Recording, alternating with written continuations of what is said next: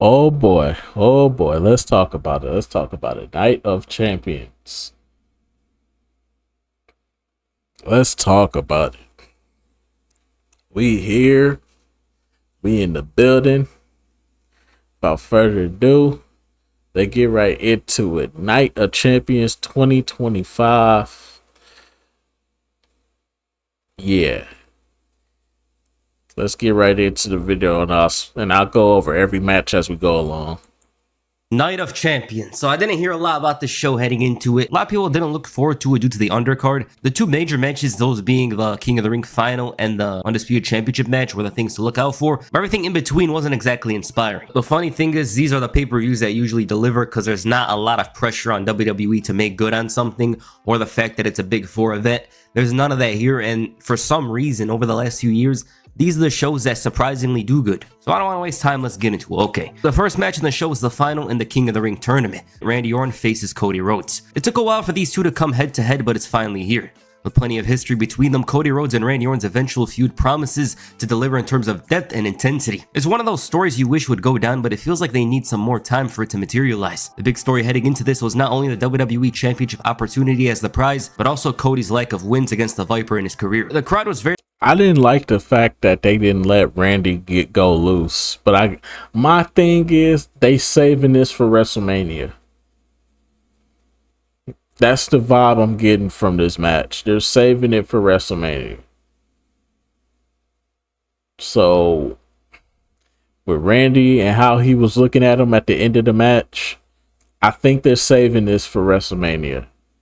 So I wouldn't be surprised. Because the fact that they didn't let Randy Orton go loose and put on a good match with Cody here, it lets me know that they're planning something for these two in the future. And I think WrestleMania is where it's going to all happen. I think Randy is going to go full-blown heel. And that's when we're going to get the best version of Randy Orton against Cody. excited for this one. Randy Orton is always one of the most popular wrestlers anywhere he goes, and he just has it. The fans reacted crazy to Rhodes as well, and there was great energy in the arena.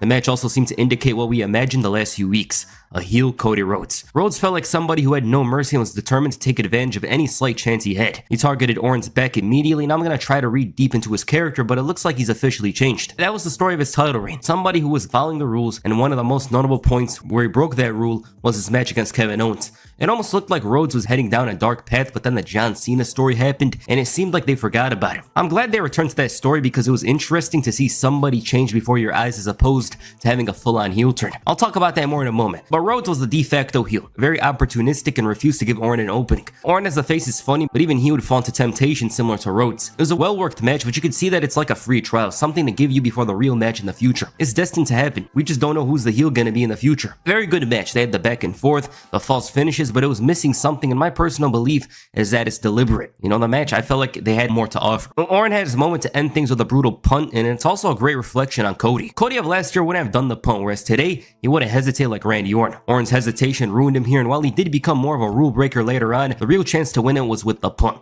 He brought in the chair, exposed the turnbuckle, but it was gone. Rhodes used the exposed turnbuckle against him with zero worries or hesitancy to hit Crossroads and win the match. With that said, this was a very good match, but it doesn't give the best impression towards Cody Rhodes remaining a face. It just seems like he's on borrowed time because we never seen any of this in the last year. He's determined to get his way even if it means abandoning the morals he had put on a pedestal. I've seen some interviews recently with Rhodes himself saying he's in the final stretch of his face run, and I can't say it's not unfortunate because while it's a natural progression, I still believe Rhodes has a lot to offer before doing that slow burn heel turn. But an interesting match. The heel turn could happen at either SummerSlam or he learns the lesson that CM Punk taught him earlier in the year, that the weight of the title gets heavier with each challenge and he loses it.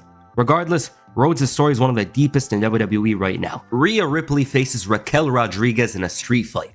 Things have gone down different with Liv Morgan's injury. She was in incredible form right before the injury and it seemed like one of her best years in ring. So they had to rush this story with Raquel and Rhea. They made it a story of friends becoming bitter rivals. I think we had an idea about the result, but it's about the journey. The street fight was pretty casual for the first part. There wasn't much there until Raquel dropped Rhea with a brutal powerbomb to the announce table. I ain't gonna lie, this was probably one of, I don't want to say it was match of the night, but I want to say it was up there for sure. This was a pretty good match. table. Great spot. Ripley got back into the match and just manhandled Raquel, which is something that was quite unusual, unreal, and it was another great moment in the match. Roxanne interferes and does absolutely nothing to Ripley's momentum. There's some hope for Raquel. She goes, hits this big corkscrew, and then the big ending came. There's the big ending with the Riptide, and Ripley scores the win off the table. I mean, it went the way we thought it did. The match was much better than you expect. There were some nice spots in here. Rhea looked like a monster at some points, and the way she manhandled Raquel at one point was amazing. It was nice. It wasn't bad at all. Rhea is off to possibly refocusing on the Women's World Championship. The most important match in Karrion Kross's career. His match was Sami Zayn. Now, this match was ass. I ain't gonna even hold you, gang. This match was ass. I'm gonna be real here. I don't care if I get flack for saying this. I really don't care. I've been getting flack for saying a lot of things, but this one right here, I'm pretty sure I'm gonna get flack for. I don't see what y'all see in Karrion Kross. I don't see it. This match right here did nothing. How are you the heel in this match, but Sami Zayn was doing all the work? Normally, when there's a heel versus a face, especially somebody like Sami, the heel normally controls the match, and then Sami picks it up, and then he starts going crazy. In this match, Sami controlled a majority of the match. I didn't see a lot from Karrion Kross. Now, I was kind of on the fence, like, maybe WWE's not giving him a chance. The fans are interested into him, but WWE's not giving him a chance. Is there something that they're not seeing? Then I hear this rumor. Then I heard this crazy ass rumor that dude don't like to take bumps, and that's why he don't be on television like that, because he don't like to take bumps. I can't say that that's not the case. I did see him take some bumps. He did take some bumps in this match, but the bumps that he took, some of the bumps that he took, he landed on his side, which is, I don't know if that's a good thing or a bad thing. I'm not a professional wrestler, so I wouldn't know. But the fact that he was landing on his side a little bit more often than he does on his back, that kind of was justifying that claim.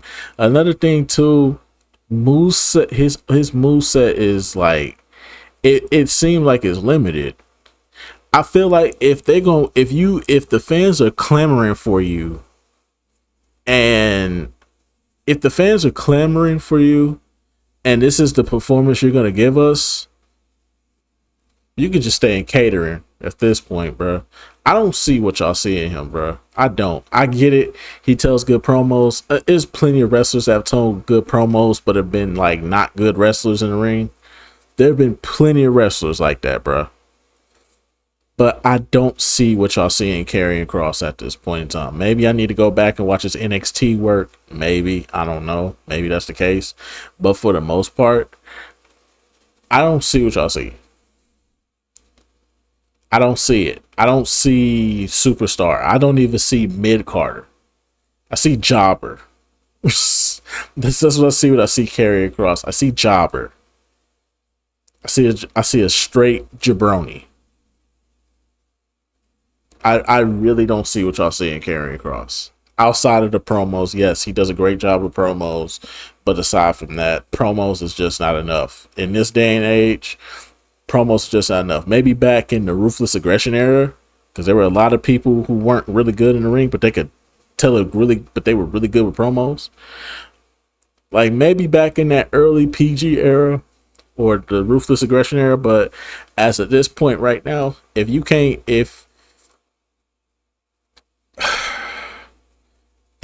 go in the ring, it's not it. I don't see it. I'm sorry, I just don't see it. I know I'm gonna get a lot of flack for that. I don't really care. Everybody complaining, talking about Sami Zayn shouldn't have won this match. Karrion Kross should have won this match. We didn't see nothing from Karrion Kross that showed that he was supposed to win this match. I didn't see nothing from this match that said that Karrion Kross is somebody we should be looking. Is somebody that needs to be. That's being unjustly not being promoted. Like, he's on TV every week. in the back cutting promos every week. He's causing distractions almost every week. We finally get a match. He put all the offense in at the end. All the offense that you put in, he did at the end. How is this guy? How am I supposed to take this guy seriously? As somebody who did not watch him in NXT, how am I supposed to take this guy seriously?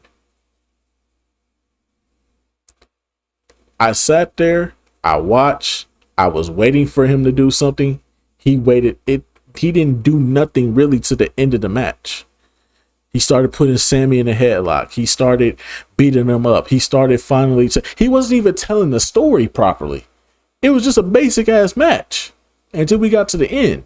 Then when we got to the end, all of a sudden he's moving. All of a sudden he's moving. He's talking. He's saying, "Yes, Sammy." He's like, "Yes, Sammy. Yes, Sammy. Let them know that tell them that I told the truth. Tell them that I told the truth." It's like, bro, why are you telling the story at the end? And the next thing you know, he get haluva kicked, and that's 1, 2, 3. That's it.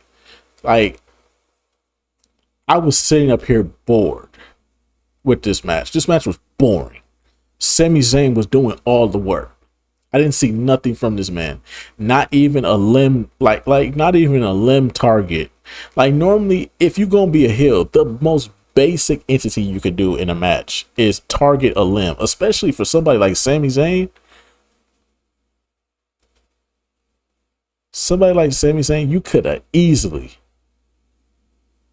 found like a target, like his ankle or his leg or something like that, and just kept attacking that the entire match.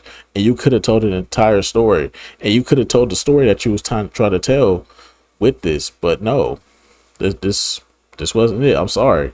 I don't see what y'all see in Karrion Kross. I don't.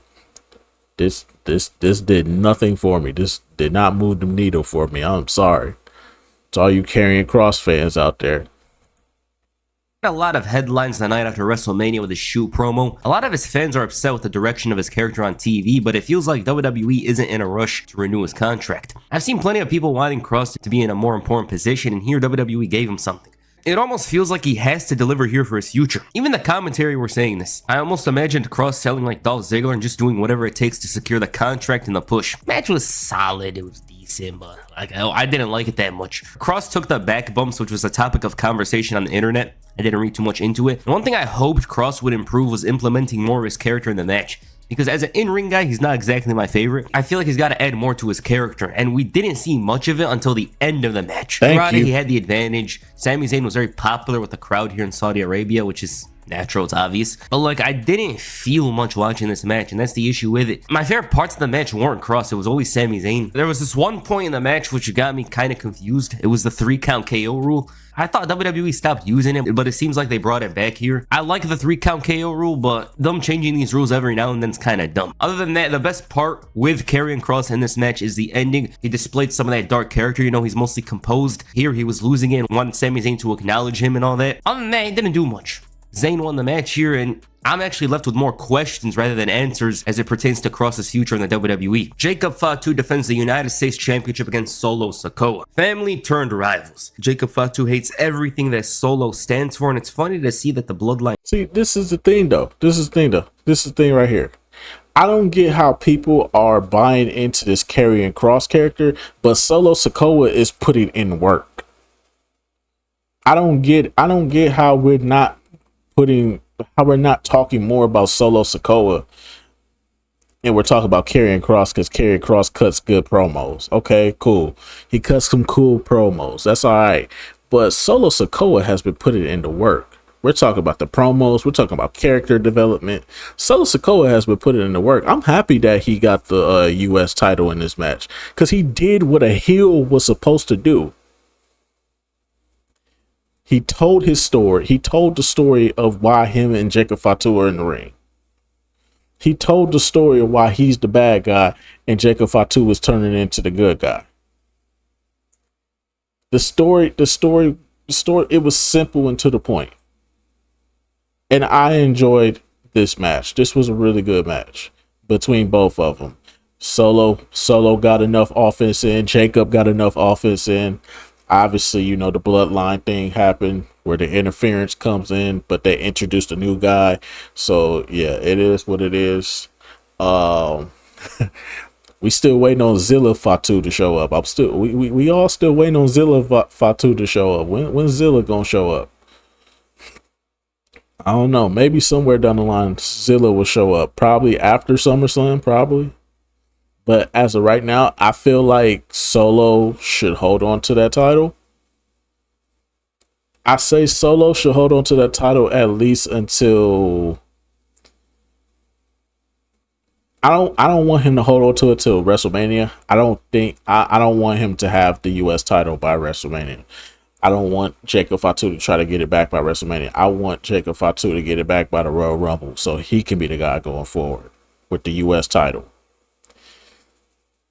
Because eventually he's going to have a WrestleMania match where eventually you're going to have to put Jacob Fatu in a WrestleMania match where he go balls to the wall and he shows that he's really the next guy up, so that way we can start putting him in title discussion. I wouldn't put the big titles on him. I wouldn't put him in the main event scene right now. I would still hold off and put him in the main event scene. I would let him be in the mid card scene because I feel like it does more justice for the United States Championship, in my personal opinion.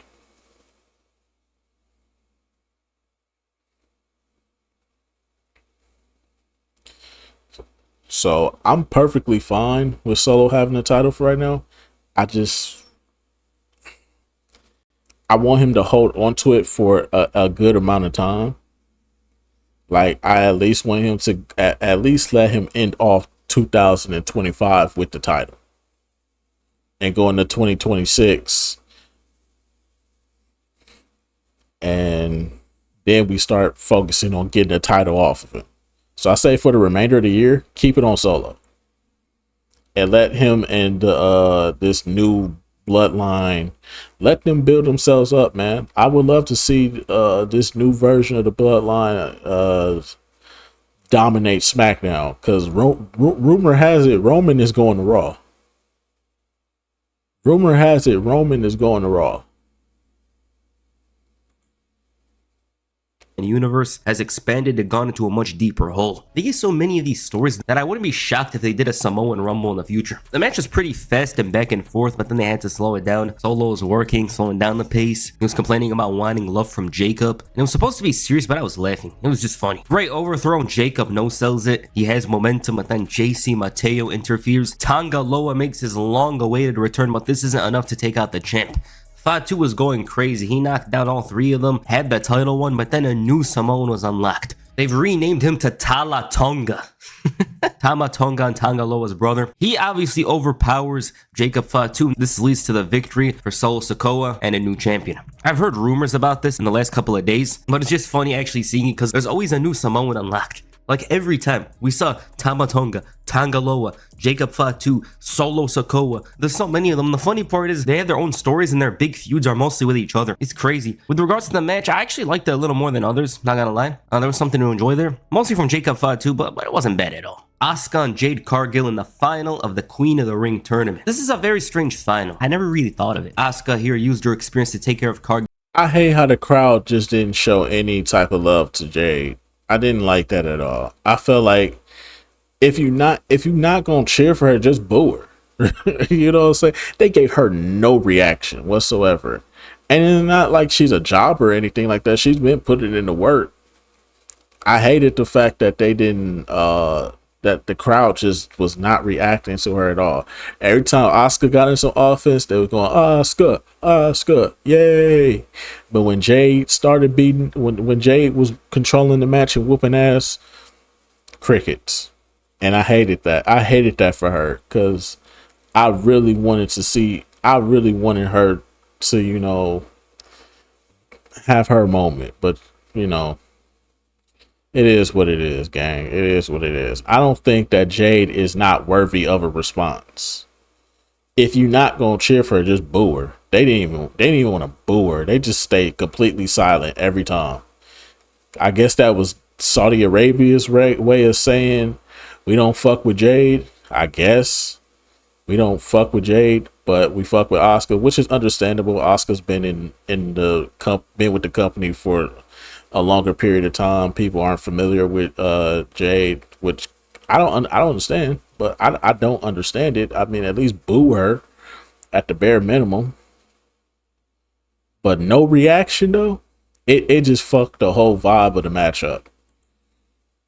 Cargill's knees, and it's a simple strategy of cutting her momentum from under. There was some good action here, but the crowd wasn't feeling it for some reason. For Asuka, this was just another day. She did well here to make Cargill look good, and it was always going to end one way here. The action was good, but it felt like they were very scared for Jade Cargill, seeing as she doesn't have a lot of experience. But even then, she scored the victory. It was Jade Cargill who was crowned queen of the ring. The finish was very awkward though. Jade still needs more to be able to wrestle a main event level, obviously, but they're going with her. That ending still stands out to me. It was very weird. Also needed more time because it felt like the match ended right when it should have gone higher. I think the final needed more prestige and honor, not a sudden ending like that one. Jade cut a motivating promo while the fans were booing, and it was just weird. I liked the action itself. Everything else about this match was off. It's a weird one, but I hope you understand what I'm saying, because the moment should have felt bigger. It didn't feel as big as it was presented to It's be the crowd yesterday on SmackDown. You know, it felt like a very underwhelming ending to the Queen of the Ring tournament. But Cargill's off to SummerSlam, most likely to face Tiffany Strand. Maybe Naomi will pop out by then. We'll see. And the main event, John Cena defends the undisputed WWE Championship against CM Punk. This match would have been unimaginable a couple of years ago, and in Saudi Arabia, this is insane, but it's here. For the first time since February of 2013, we've been graced with a singles match between the greatest of all time and the best in the world. I almost can't believe it's happening. There's a special feeling in the air anytime these two cross paths. The crowd was insanity, and you could almost see Cena wanting to smile at one point. The crowd understood that they were witnessing history here, and a simple shoulder tackle had them going crazy. Now, there was an underlying story of Punk selling out to win the title. I think we all knew we'd see more of that later on, which we kind of didn't, but here in the beginning, they were just feeling out each other. Cena just looked on point here. CM Punk just brings out the best out of him.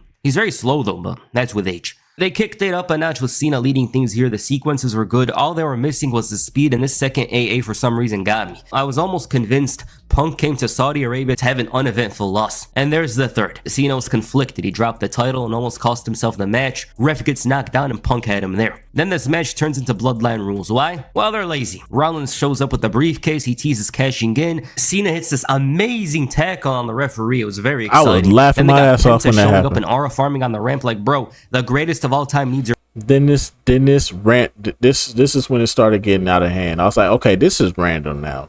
I understood Seth Rollins coming out because of the history with CM Punk and also him having the money in the bank. That made perfect sense. But when Penta came out, it was like, all right, bro, there's no purpose for you being out here, bro. No purpose at all. Help. What are you doing? Sami Zayn was there, and it seemed like Cena and Punk took care of business. They shake hands, and it was a great moment. It felt like Cena had come back to his senses, and for a moment, I almost anticipated Punk mirroring what Cena did to Rhodes months ago, seeing as you... No, I was definitely expecting him to kick him in the nuts. This is the part where Cena kicks him in the nuts and hits him with the title. I was like, okay, this is the part where Cena... Because he's been doing this damn near every match he's been in now. We should already know the formula. It gets close to the end. When we're getting close to the conclusion... Just know that he's going to kick somebody in the nuts. He's going to hit him in the face with the title. 1, 2, 3, it's over. Would do a lot of things to win that title, but he didn't. And just when he had the belt in Cena, Rollins cost him the title, and Cena takes advantage to prevent a cash-in. It was a good match before all of this nonsense. The only issue I had was the speed, but that's age. John Cena can't magically run around like he used to. But judging by the action here, Cena and Punk just might have incredible muscle memory because the chemistry was on point, and that was the least of our worries about this one. My problem was that WWE just couldn't let go of one of those dramatic finishes. They almost feel like a band-aid to hide the incapabilities of booking a proper finish, because why do we need Penta dancing to the ring? I thought it was cool he was featured in the main event, but then I realized this is a last John Cena and CM Punk match. Why do we need this? At the end of the day, I enjoyed the match, but I was let down by them once again shoehorning the Seth Rollins story. A story that should have ended at WrestleMania 40, but because of Punk's injury, it's still going to this very day, and it's lost its novelty. Alright, that's Night of Champions. This show was, I want to say, surprisingly good, but it was much better than you would have thought. Solid event, you know, easy to watch. The most impressive match for me, not best, but surprise, was the Jacob Fatu and Solo Sikoa match. For some reason, I like that a lot more. I thought they worked it very well. Like I said, this was a great match. The storytelling, y'all need to start. Y'all invested into the wrong person. Y'all need to invest in the Solo Sikoa, not carrying Cross, bro. I'm telling you, Solo Sikoa is what we should be investing into, bro. This guy right here is definitely I don't want to say main event worthy, but he's teetering that line. He's teetering that line of he could be a great heel as a world champion, a great antagonist as a world champion, I would say. Well, so there's that. Yeah, I just hope WWE fixes up. But match of the night by far was Cena and CM Punk. That was the best match by far. Minus the Penta part. The Penta part fucked me up.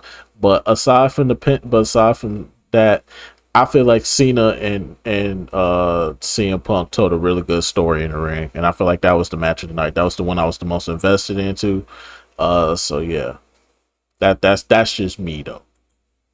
Things heading into SummerSlam. I kind of get what they're doing, but it's not hitting at the moment, so there's that. All right, what you guys think of Night of Champions? Please comment down below, and that's it for this video. Make sure. So yeah, I see the vision. I do. I see the vision. I see where WWE is going with this. We're eventually going to get Cody and Randy Orton for WrestleMania. I feel like we'll have to see what happens in the next coming weeks with Cena and Cody, because they about to run it back for SummerSlam. My initial prediction right now would be Cena retains and Cody loses again, but Cody starts losing his smile and he starts to begin turning heel. That's my assumption of what's going to happen at SummerSlam. Randy Orton might cause an interference in that match. I don't know. Maybe we still get that triple threat match that I talked about at what was the last pay-per-view I did? What was the last pay-per-view? Money in the Bank? Maybe we get that. Maybe we get that triple threat match. But hey, it is what it is though. I see what they're doing. I like the fact that we put the title on Solo going forward.